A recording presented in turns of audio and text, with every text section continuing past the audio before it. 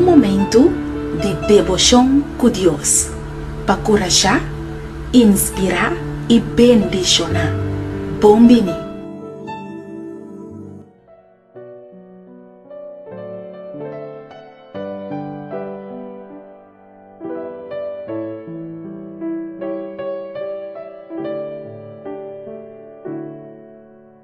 Nosso texto de meditação para hoje está quedando em Revelação, capítulo 1, versículo 3. Esta diz: bendicionata é som culesa e es não cutende a palavra nan de profecia e que paga atenção na e coisa não cuta para escrever em je, para sombra e tempo está cerca. Tá mais importante para ler a Bíblia.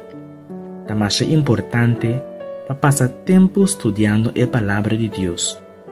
O texto de hoje avisa-nos que feliz ou bendicionada é som que está lesa, tende e paga atenção na coisa que está para escrever em a palavra de Deus. Para sombra o tempo está cerca. Nós estamos vivendo em o dia de fim e está pensando o que é necessário para nós escutar a mensagem que explica a profecia de o tempo em qual nós estamos vivendo.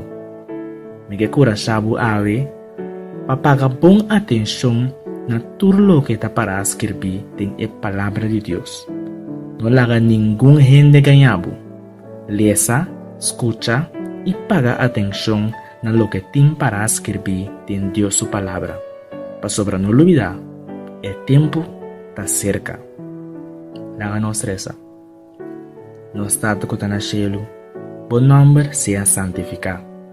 Bendiciona cada que escuta e ajuda-nos a tomar a decisão ave para ler, escuta e pagar atenção na tudo que está para escrever em boa palavra.